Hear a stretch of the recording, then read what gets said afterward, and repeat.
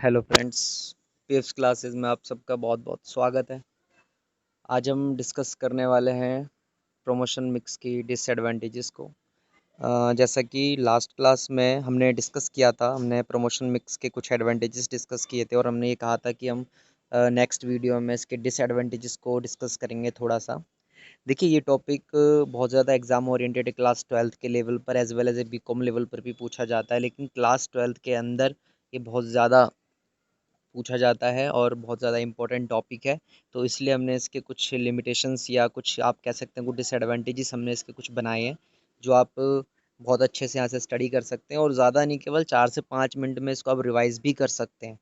4 से 5 मिनट में आप इसको पूरा कवर अप कर लेंगे। एग्ज़ाम ओरिएंटेड अगर आप एग्ज़ाम में इसको पढ़ के जाते हैं तो आपको 101% वर्क करेगा, 101%। बस शर्त ये होनी चाहिए, बस एग्ज़ाम से पहले ज़्यादा नहीं यार, बस 2 से 3 मिनट इसको पढ़ लेना बस। ये पूरा क्वेश्चन एज इट इज़ आपको एग्ज़ाम में कहीं ना कहीं मिल जाएगा, या प्रमोशन मिक्स के कोई ना कोई एलिमेंट के बारे में ज़रूर पूछ लेगा वो। ठीक है, चलो स्टार्ट करते हैं आज हम। तो सबसे पहले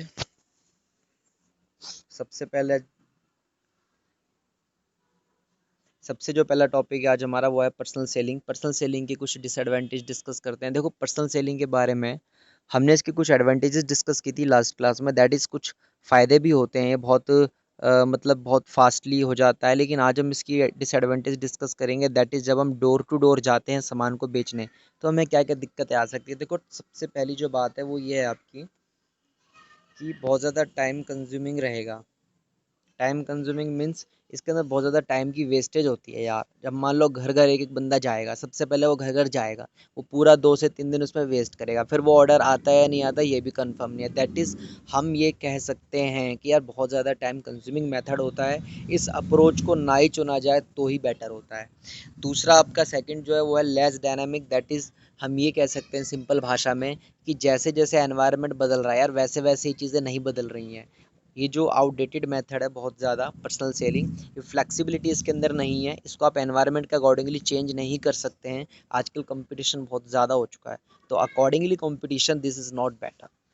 the third is not suitable for all product. अगर मैं आपसे कहूँ अगर मैं आपसे कहूँ चल ठीक है बच्चा, पर्सनल सेलिंग ले ले, नो दिक्कत, पर्सनल सेलिंग कर ले अपने बिजनेस के अंदर जितनी करनी है। मेरा आपसे एक सवाल है, अगर आपका प्रोडक्ट 1 लाख रुपए का है, 1.5 लाख रुपए का, 2 लाख रुपए का है, क्या आप पर्सनल सेलिंग को ऑप्ट करेंगे? बिल्कुल भी नहीं करेंगे। क्यों?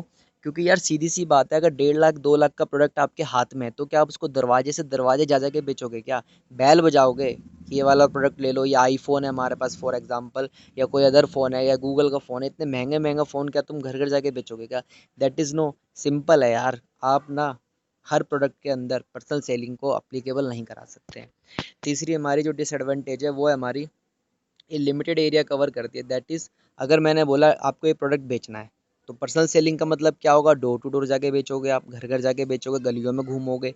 मैंने आपको प्रोडक्ट दे दिया, उस प्रोडक्ट को आप घर घर या गली गली बेचने में एक कॉलोनी के अंदर ही काफ़ी समय लगा देंगे, एक लिमिटेड एरिया को कवर करने में काफ़ी टाइम कंज्यूम हो जाएगा, जिसके बाद आप बाकी एरिया को कवर ही नहीं कर पाएंगे। दैट इज़ बहुत लिमिटेड एरिया कवर किया जा सकता है पर्सनल सेलिंग से। अगर मैं आपसे कहूँ कि आप अपने प्रोडक्ट को वर्ल्ड वाइड बनाना चाहते हैं, दैट वर्ल्ड वाइड छोड़ दीजिए यार, आप नेशन वाइड ही बनाना चाहते हैं, तो नेशन वाइड बनाने के लिए भी पर्सनल सेलिंग अप्रोप्रिएट नहीं है। पर्सनल सेलिंग केवल और केवल स्मॉल बिजनेसेस पे अप्लीकेबल होता है। स्मॉल बिजनेसेस पे मीन्स जो ऐसे छोटे छोटे बिजनेस जहाँ पर आप इजीली एक मतलब एक नॉर्मल, एक सिंपल लोकेलिटी को आप कवर करने की कोशिश करते हैं, सिंपल एरिया को कवर करने की कोशिश करते हैं। आपका टारगेट एक छोटी सी स्मॉल कैटेगरी होती है। आपका टारगेट ऐसा नहीं है कि आप भैया पूरी दिल्ली में बेचना चाहते हैं या कोई अदर स्टेट्स में बेचना चाहते हैं, नहीं, आप एक स्मॉल एरिया में लिमिटेड रहना चाहते हैं, तो पर्सनल सेलिंग बेस्ट है। लेकिन अगर आप कहते हैं नहीं यार मुझे तो पूरे इंडिया में फेमस होना है, तो दैट इज़ पर्सनल सेलिंग आपके लिए बेकार कॉन्सेप्ट है, आपको पढ़ना ही बेकार है पर्सनल सेलिंग। उसके बाद हमारा नेक्स्ट है, ये आउटडेटेड है, ये आपको पता ही है, हमने लास्ट क्लास में डिस्कस भी कर लिया था शायद, ये बहुत ज़्यादा आउटडेटेड होता है। दैट इज़ कंपटीशन बढ़ गया, तो हम नए नए मेथड्स आ चुके हैं, तो इसलिए इसके बारे में पढ़ते ही नहीं है क्योंकि आउटडेटेड बहुत ज़्यादा है।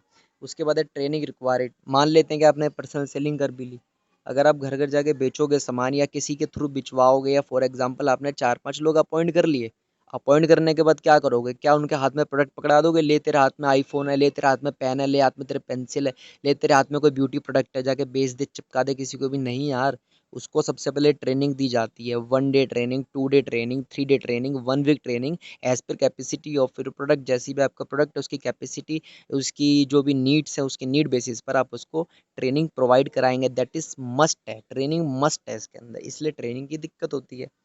The last point is sales volume.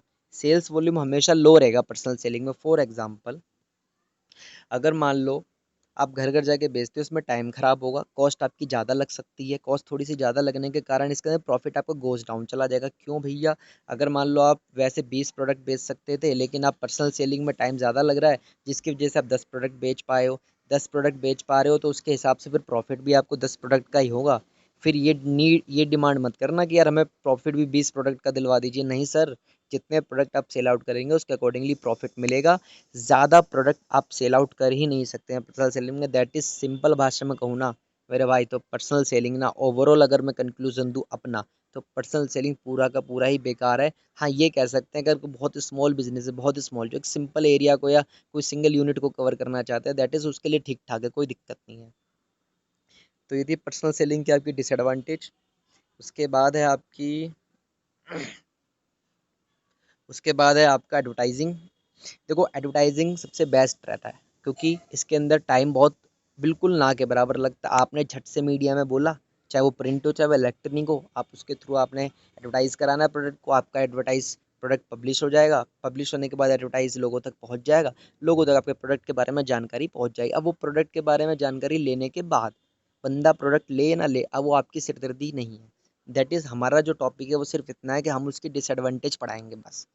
देखो, एडवर्टीजमेंट में सबसे पहले क्या होगा, ये बहुत ज़्यादा कॉस्टली होती है। कॉस्टली मतलब, यार देखो इसके अंदर ना पैसे ज़्यादा खर्च करने पड़ते हैं आपको। एक ना कहावत है, जितना अच्छा एडवर्टाइजिंग होगा ना आपका, उतना अच्छा प्रोडक्ट बिकेगा। इस बात को रट लेना, घोट लेना, इस बात को अपने खून में डाल लेना। किसी भी प्रोडक्ट को फेमस कराना है ना, तो एडवर्टाइजमेंट उसकी इतनी कर दो, इतनी कर दो ना, हर एक घर, हर एक गली, हर एक कोना पूरे भारत का, पूरी दुनिया का उस प्रोडक्ट के बारे में जानना चाहिए। भले ही लेना, पर उसके बारे में पता होना चाहिए। आईफ़ोन के बारे में आज मैक्सिमम हर एक बंदे को पता है। 9-10th क्लास वाले बच्चे को किसी से भी पूछ लो आईफ़ोन क्या है, झट से बता देगा। लेकिन क्या उन सब बच्चों के पास आईफ़ोन है? उन किसी भी बच्चे के पास, मैक्सिमम आपके पास 9th और 10th क्लास के लेवल पे आईफ़ोन नहीं मिलेगा, लेकिन सब जानते हैं। क्यों? Due to advertisement.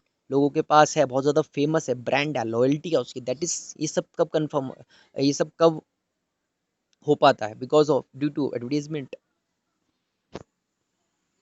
उसके बाद नेक्स्ट हमारा sometimes it responds for a long time. That is simple है यार। देखो, इस टॉपिक को समझते सेकंड वाले को।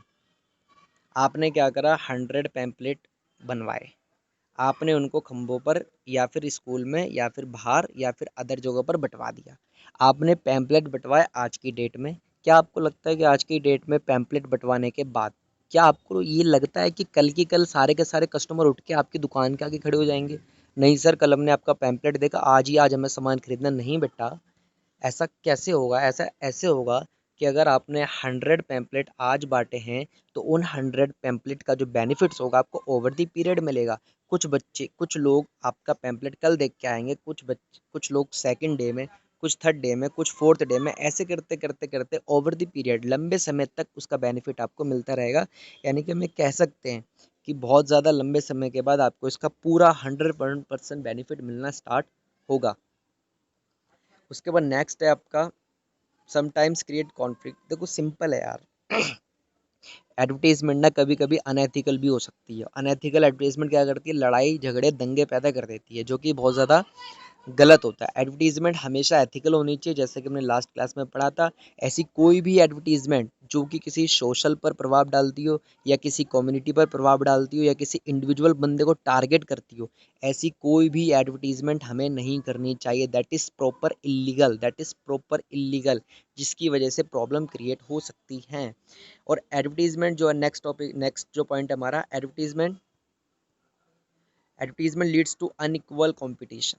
देखो ये पॉइंट बहुत ज़्यादा इंपॉर्टेंट है, इसको अच्छे से स्टडी करना। अब आप कहोगे सर कंपटीशन को देखो, कंपटीशन बहुत अच्छी चीज़ होती है। एक बात हमेशा याद रखना, हमेशा अपने ब्लड में ये बात भी डाल लो, जब भी आपका ब्लड का टेस्ट हो ना बेटा, तो आपके ब्लड में कभी भी ओ पॉजिटिव, ए पॉजिटिव, बी पॉजिटिव, फलाना पॉजिटिव, ढिगना पॉजिटिव नहीं आना चाहिए। आपके ब्लड के अंदर हमेशा ही हमेशा केवल वही पॉजिटिव आना चाहिए जो कि आपने स्टडी करा है।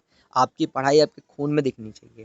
दैट इज़ अगर मैं बात को अनइक्वल कंपटीशन की, सिंपल है। अब आप कहोगे सर कंपटीशन तो बहुत ज़्यादा ज़रूरी होता है। कंपटीशन हमेशा ही प्रोडक्ट के प्राइस को रिड्यूस कर देता है बेटा। अगर मान लो सामने वाला वो प्रोडक्ट 10 का दे रहा है, तो आप कंपटीशन को बढ़ाने के लिए या फिर अपने प्रोडक्ट को सेल आउट करने के लिए वो प्रोडक्ट 9.5 का कर दोगे, 9 एंड 5 पॉइंट। उसके बाद तीसरा बंदा आएगा, वो 9 का कर रहा है, एक 8 का कर रहा है। धीरे करते करते एक ऐसा टाइम आएगा वो प्रोडक्ट 5 रुपये का बिक रहा होगा मार्केट में। और ये बात काफ़ी प्रोडक्टों के साथ हो चुकी है ऑलरेडी। आप देखते होंगे या फिर आप आगे से कभी भी नोटिस करना, ये काफ़ी बार कई प्रोडक्टों के साथ हो चुका है कि काफ़ी प्रोडक्ट कंपटीशन की वजह से बहुत ज़्यादा दब चुके हैं या फिर मार में जा चुके हैं। तो इसलिए अनइक्वल कंपटीशन होता है। अब कैसे, मैं आपको बताता हूँ। ये मिस्टर एक्स कंपनी और ये मिस्टर वाई की कंपनी है। इसके पास 100 रुपीज़ है, इसके पास 200 रुपीज़ है। सिंपल सवाल है, एडवर्टीजमेंट किसका अच्छा कौन अच्छा कर सकता है, किसके पास ज़्यादा अपॉर्चुनिटी है? आप कहोगे सर मिस्टर वाई बहुत ज़्यादा अच्छी एडवर्टीजमेंट कर सकता है मेरे बच्चे। क्यों?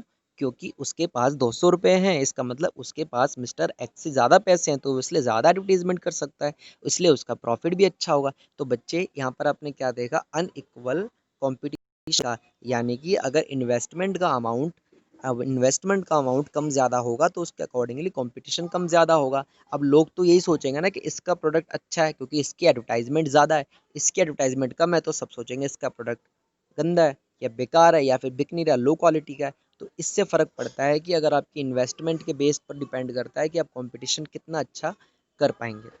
The last point is decline in moral values. कभी कभार मैंने भी डिस्कस किया था पहले भी कि अनएथिकल और एथिकल एडवर्टीजमेंट के फ़र्क से मोरल वैल्यूज़ को आप गोज डाउन कर देते। दैट इज़ मैंने एक आपको लास्ट में एक एग्जांपल भी समझाया था, जैसे आमिर खान की जो आमिर खान का न्यूड पोस्टर था एक पीके मूवी के अंदर, वो एक मोरल वैल्यूज़ को डाउन करता है, या फिर अदर और भी प्रोडक्ट्स होते हैं या और भी चीज़ें टीवी पे या उस पे दिखाई जाती है जो कि मोरल वैल्यूज़ को डाउन करती हैं।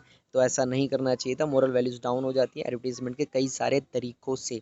दैट इज़ कुल मिला के बच्चे ये हमारा पॉइंट था एडवर्टीजमेंट की डिसएडवांटेजेस। इसके अलावा और भी डिसएडवांटेजेस हो सकती हैं, आप सोच सकते हैं।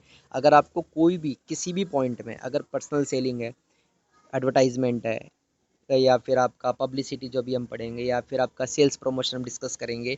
इनमें से सेल्स प्रमोशन का टॉपिक काफ़ी जो आपके जो सपोर्टिंग मटेरियल है उसमें हट भी चुका है, तो आप इसको स्टडी कर लेना एक बार, कोई दिक्कत वाली बात नहीं। अगर एग्जाम में आता तो लिख देना, वरना कोई दिक्कत नहीं है। आपको इन चारों के डिसएडवांटेज के अलावा अगर कोई भी डिसएडवांटेज किसी की भी समझ में आती है और आप बोलते हो नहीं सर इसकी डिसएडवांटेज तो ये भी हो सकती है, तो वो आप कमेंट में लिख सकते हैं और बता सकते हैं। उसको अगली बार से हम ज़रूर कंसिडर करेंगे और आपके हर एक कमेंट में जो भी कमेंट आएगा उसके अकॉर्डिंगली हम अपनी नेक्स्ट वीडियो या फिर जो नेक्स्ट आने वाले बच्चों को जब हम पढ़ाएंगे तो आपकी हर एक कमेंट को कंसिडर करेंगे जो कि वैल्यूएबल होगा। तो थर्ड पॉइंट पे आते हैं जब तक हम। जो थर्ड हमारा जो टॉपिक है वो है पब्लिसिटी। देखो पब्लिसिटी के बारे में हमने लास्ट में डिस्कस करा था बहुत अच्छे से कि पब्लिसिटी और एडवर्टाइजमेंट दोनों सेम होते हैं, तो इसलिए इसके बारे में कुछ ज़्यादा डिसएडवांटेज नहीं है। लेकिन ओवरऑल में दो डिसएडवांटेज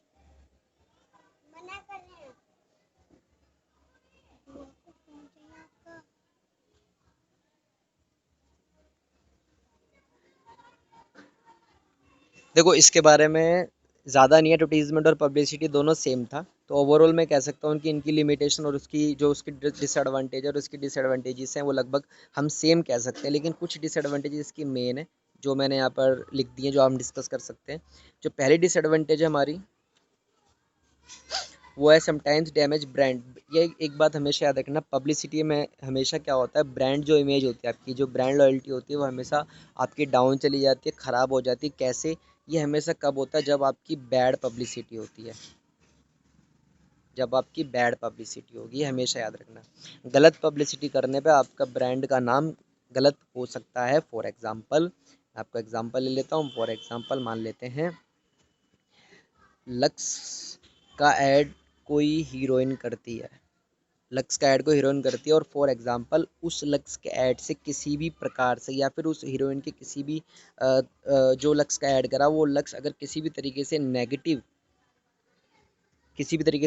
रिजल्ट देता है और कोई कंप्लेंट करता है, फिर कोई भी कंप्लेंट रजिस्टर्ड कराता है लक्स के रिगार्डिंग, तो सिंपल सी बात है, लक्स के साथ साथ लक्स की ब्रांड जो लॉयल्टी होगी, जो ब्रांड इमेज होगी, जो ब्रांड नेम होगा, वो गोज अपने आप ही नीचे गिर जाएगा। और भी चीज़ें होती है, फॉर एग्जांपल जैसे 1982 में मैगी आई, मैगी आने के बाद क्या हुआ, मैगी आने के बाद लोगों ने मैगी को बहुत ज़्यादा पसंद किया, लोगों ने बहुत ज़्यादा उसकी डिमांड बढ़ाई, बहुत ज़्यादा उसके मार्केट शेयर भी बढ़े बहुत ज़्यादा। तो हम ये इस तरीके से इसको समझ सकते हैं मैगी वाले एग्जांपल को, उसकी ब्रांड इमेज कैसे डाउन हुई। सबसे पहले उन्होंने क्या करा, इंट्रोडक्शन हुआ था उनका, फिर मेच्योर हुए वो, यहाँ पर आके उनकी पब्लिसिटी यहाँ पर बहुत ज़्यादा थी, उनका प्रमोशन बहुत अच्छा था, उनका एडवर्टाइजमेंट बहुत तगड़ा था, उनका प्रॉफिट बहुत अच्छा था, सेल्स वॉल्यूम बहुत ज़्यादा था, मार्केट शेयर बहुत ज़्यादा था। लेकिन बीच में कुछ हुआ जो आप सबको मालूम है, मैगी के अंदर जैसे कांच के टुकड़े या अदर चीज़ें मिलने के कारण वो थोड़ी सी उसमें आ गई हाईलाइट में, उसके बाद उसकी मार्केट शेयर गिर गई। और उसकी जो मार्केट शेयर गिरी, इसका बेनिफिट किसने उठा लिया, उसका बेनिफिट यप्पी ने उठा लिया, जो एज अ मैगी की तरह काम कर रही है। तो आप ये समझ सकते हैं कि जब भी एक प्रोडक्ट गलती करता है ना, किसी भी एक प्रोडक्ट की गलती होती है, इसकी ब्रांड इमेज डाउन होती है, तो झट से 1 सेकंड की डिस्टेंस करे बिना ही दूसरी जो कंपनी होती है, सिमिलर कंपनी, उस गलती का फ़ायदा उठाने के लिए तैयार बैठी रहती है। तो हमेशा याद रखना, आपकी जो ब्रांड इमेज होगी वो कभी भी गिरनी नहीं चाहिए। अगर गिरती है तो गिरते के साथ ही आपका कंपटीटर तैयार होगा झपटने के लिए। एक तरीके से ये है कि अगर आपके मुंह में कोई रोटी है ना भाई, अगर आपके मुंह से रोटी गिरी तो झट से दूसरी बिल्ली तैयार है उस रोटी को लपकने के लिए। संभाल के रोटी रखना मुंह के अंदर, संभाल के खाना।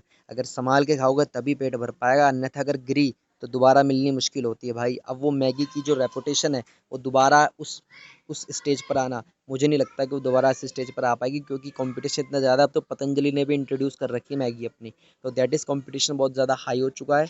और उनकी एक बार मार्केट से गिरने के बाद दोबारा उस उस रेंज पर मार्केट शेयर को लाना, दैट इज़ वेरी डिफ़िकल्ट। तो हो सकता है वो ले भी आएँ, but it's difficult.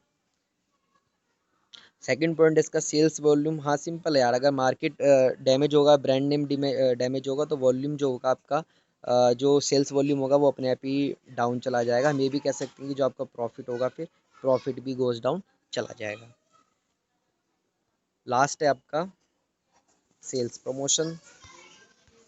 Sales promotion में आप डिस्कस हमने लास्ट में किया था, कुछ इसमें मेथड्स होते हैं। मेथड्स मतलब जैसे discount policy, vouchers, combo offers होते हैं, बाय वन गेट वन, जैसे इस तरीके की चीज़ें होती हैं। उसके अंदर क्या होता है, देखो सेल्स प्रमोशन बहुत ही बेकार चीज़ होती है, मार्केटिंग में करनी ही नहीं चाहिए। और करनी चाहिए तो केवल लिमिटेड ही करनी चाहिए, जितना आटे में नमक मिल सके। ऐसा नहीं कि आपने नमक में आटा मिला दिया, अगर नमक में आटा मिला दिया that is sales promotion, fail हो गया आपका। पहली जो उसकी लिमिटेशन है या पहली जिसकी डिसएडवांटेज है वो है आपकी sometimes wastage of product. Product का वेस्टेज बहुत होता है। फॉर एग्जांपल मैं आपको समझाता हूँ, आपने किसी डॉक्टर को मेडिसिन के लिए सैंपल्स दिए, सर ये लीजिए सैंपल, सैंपल भी एक एग्जांपल है सेल्स प्रमोशन का। डॉक्टर के पास दिए, वो सैंपल यूज़ में ही नहीं लिए डॉक्टर ने काफ़ी दिनों तक, वो एक्सपायर हो गया। अब एक्सपायर होने के बाद वो सैंपल क्या हो गया, वेस्टफुल हो गया। भले ही उसको कॉस्ट ना देनी पड़ी डॉक्टर को, एज ए सैंपल मिलाओ, लेकिन जहाँ पर वो बना होगा वहाँ पर तो उसका कॉस्ट ऑफ प्रोडक्शन खर्च हुआ होगा ना मेरे बच्चे। That is cost of production का इसमें खर्चा होता ही होता है। और भी चीज़ें होती हैं, और भी जगह आप सैंपल्स देते हैं, बाकी चीज़ों की भी चीज़ें होती हैं, बाकी चीज़ों की भी मार्केटिंग होती है। जो प्रोडक्ट आपको फ्री ऑफ कॉस्ट प्रोवाइड कराने पड़ते हैं बिकॉज ऑफ आप अपने प्रोडक्ट को हिट कराना चाहते हैं, तो वो सारे प्रोडक्ट वेस्ट ही माने जाते हैं, उनकी कोई भी कॉस्ट रिकवर नहीं होती है। हाँ कॉस्ट आपकी तब रिकवर होती है जब आगे आपको ऑर्डर मिलता है, अगर ऑर्डर नहीं मिला तो दैट इज़ हुआ सारा का सारा प्रोडक्ट आपका वेस्टफुल माना जाएगा। सेकंड है आपका, this is only focus on sales volume. Sales promotion का पहला और आखिरी ऑब्जेक्टिव कुल मिला के यही होता है कि भैया हमको पैसा कमाना है, चाहे किसी भी तरीके से कमाए। जैसे कि हमने लास्ट क्लास में डिस्कस भी किया था कि अगर प्रॉफिट ओरिएंटेड आप रहोगे, मेरे बच्चे अगर प्रॉफिट ओरिएंटेड रहोगे, तो इस जन्म में तो क्या, आप सातों जन्म में प्रॉफिट कभी भी अर्न नहीं कर पाओगे। प्रॉफिट अर्न तो कर लोगे, पर प्रॉफिट अर्न अर्न की जो आपकी रेशो है उसको मेंटेन नहीं कर पाओगे। बिजनेस के अंदर ना एक बात तय है, प्रॉफिट कमाना तो आसान है पर प्रॉफिट को मेंटेन करना डिफ़िकल्ट है। एक बात हमेशा याद रखना, प्रॉफिट कमाना आसान है हमारे लाइन के बिज़नेस के अंदर, लेकिन प्रॉफिट को मेंटेन करना बहुत मुश्किल है। आप चाहते हो मैं 100 रुपये कमा लूँ झट से, मैंने 200 रुपये कमा लिए झट से, आपने मान लो 500 रुपीज़ कमा लिए 1 घंटे के अंदर ही, लेकिन आप डेली हर 1 घंटे में 500 रुपये कमाएंगे, ये कहना नामुमकिन है, ये कहना बहुत मुश्किल है। दैट इज़ सिंपल भाषा में समझा जाए, अगर आप प्रॉफिट के पीछे भागेंगे, अगर आप सेल्स वॉल्यूम के पीछे भागेंगे, आप प्रॉफिट के पीछे भागेंगे, तो आप कभी भी बिजनेस के अंदर सेट नहीं हो पाएंगे। तीसरा पॉइंट है हमारा, provides poor quality of product. Simple है यार, देखो क्या होता है जब हम प्रोडक्ट को डिस्काउंट पे देंगे। मैंने आपसे बोला कि 10 का प्रोडक्ट 6 का मिलेगा, या मान लेते हैं 50% ऑफ है, 10 का प्रोडक्ट 10 का नहीं है, 50% ऑफ है, इसका मतलब वो प्रोडक्ट आपको 5 रुपये का मिलेगा। एक बात बताओ, 10 का प्रोडक्ट मैं 5 रुपये का दे रहा हूँ, क्या आपको कुछ दाल में काला नहीं लगता? यार सीधी सी बात है, 10 रुपए की चीज़ में 5 में दे रहा, क्यों भाई? क्या मेरी कॉस्ट नहीं खर्च हुई? क्या मेरा इलेक्ट्रिसिटी नहीं खर्च होता प्रोडक्ट को बनाने में? क्या मैं सैलरी नहीं देता हूँ? क्या मैं खुद काम करता हूँ सारे के सारे? नहीं भाई, वो 10 की चीज़ 5 की मैं इसलिए दे रहा हूँ क्योंकि एक चीज़ तो ये मुझे प्रमोट करना है उसको, मुझे उसकी सेल्स बढ़ानी है, और दूसरा सबसे बड़ा ये टेक्निक अपनाई जाती है कि हम क्वालिटी को डाउन कर देते हैं। एक बात हमेशा याद रखना, जहाँ पर भी प्राइस डाउन जाएगा ना मेरे बच्चे, वहाँ हमेशा क्वालिटी डाउन जाएगी। कुछ भी कर लेना आप, कुछ भी, किसी भी प्रोडक्ट को उठा के देख लो, किसी भी प्रोडक्ट को उठा के 99.9% ऐसे चांसेस होते हैं कि जिस प्रोडक्ट का प्राइस डाउन जाएगा उसकी क्वालिटी ऑलवेज डाउन जाएगी हमेशा, चाहे वो प्रोडक्ट हो चाहे वो सर्विस हो। एक एक एग्जांपल लेके समझते हैं। फॉर एग्जांपल, सारे केस सारे वकील लड़ते हैं, एक वकील एक हियरिंग का 1 लाख भी लेता है और एक वकील एक हियरिंग का 5,000 भी लेता है, केस तो बराबर है, कोर्ट तो बराबर होते हैं, कोर्ट वही है, वकील वही है, कपड़े वही हैं, ड्रेस वही है, और आपका प्रोफेशन वही है, फिर 1 लाख और 5,000 का डिफरेंस क्यों आता है बच्चे? वो डिफरेंस केवल और केवल क्वालिटी का आता है, वो डिफरेंस केवल और केवल क्वालिटी का आता है। अगर आप प्राइस अच्छे देंगे मेरे बच्चे तो आप क्वालिटी भी अच्छी लेना चाहेंगे, और अगर आप प्राइस डाउन देंगे तो आपको क्वालिटी भी डाउन मिलेगी, यही रूल है हमारा। उसके बाद है the last point is not stable for long term. सीधी सी बात है, सेल्स प्रमोशन कभी भी लंबे समय के लिए नहीं होता है। सेल्स प्रमोशन नहीं, सारे के सारे प्रमोशन के जो सेलिंग, पर्सनल सेलिंग है, पब्लिसिटी है, एडवर्टाइजिंग है, या फिर सेल्स प्रमोशन है, ये चारों ही लॉन्ग टर्म के लिए नहीं होते हैं, ये केवल और केवल शॉर्ट टर्म के लिए होते हैं। ये इनकी लिमिटेशन है बहुत बड़ी, ये केवल और केवल शॉर्ट टर्म के लिए होते हैं। ये केवल ये सोचते, ये जो मेथड्स हैं, ये सेल्स प्रमोशन जो मेथड है वो ये सोचता है कि मैं झट से जाऊं, पैसे कमाऊं और पैसे कमा के बाहर आ जाऊं। लेकिन ये मेथड कभी ये नहीं सोचता कि कस्टमर सेटिस्फेक्शन हमारी प्राइमरी रिस्पॉन्सिबिलिटी बनती है अकॉर्डिंग टू मार्केट। अगर मार्केट में हमें रहना है, बसना है, तो हमें कस्टमर सेटिस्फेक्शन देना ही पड़ेगा। अगर आप कस्टमर को सेटिस्फाई नहीं करेंगे ना मेरे बच्चे, तो ये समझ लो कि कस्टमर आपको लात मार के बाहर निकाल देगा। क्योंकि सिंपल भाषा में हम ये कह सकते हैं कि जो कस्टमर होता है ना वो किंग होता है मार्केट का। जो कस्टमर होता है उसे हम प्यार से बोलते हैं किंग ऑफ द मार्केट। अगर कस्टमर नहीं तो मार्केट नहीं। तो सीधी सी बात है, बिना कस्टमर के मार्केट नहीं चल सकती, हम कस्टमर को सेटिस्फाई कराना है। ओवरऑल कंक्लूजन यही है कि इनकी जो सारे के सारे डिसएडवांटेज है वो आपको लर्न करनी है। आप 3 से 4 मिनट में आराम से रिवाइज भी कर सकते हैं, आराम से शॉर्ट शॉर्ट लिखा हुआ है। एग्जाम ओरिएंटेड है, क्लास 12th लेवल पे बहुत ज़्यादा पूछा जाता है पेपर में क्वेश्चन, केस स्टडीज़ भी आती हैं इसके ऊपर। अब केस स्टडीज़ भी इसके ऊपर आती हैं, तो आप केस स्टडी के लिए भी इनको कंसीडर कर सकते हैं और अच्छे से इसको स्टडी कर सकते हैं। बाकी आप कमेंट में करके बता सकते हैं कि आपको कौन कौन सी चीज़ें जो इसके अंदर और ऐड ऑन कर सकते थे हम डिसएडवांटेज में। अगर आप कोई भी चीज़ में ऐड ऑन कराना चाहते हैं तो नेक्स्ट वीडियो या फिर नेक्स्ट क्लास के लिए या फिर नेक्स्ट जब भी हम अपने बच्चों को पढ़ाएंगे तो हर एक उस डिसएडवांटेज को या हर एक उस एडवांटेज को जो आप कमेंट में लिखेंगे उसको कंसिडर करेंगे। ओके बाय, टेक केयर, ध्यान रखें, खुश रहें, मस्त रहें।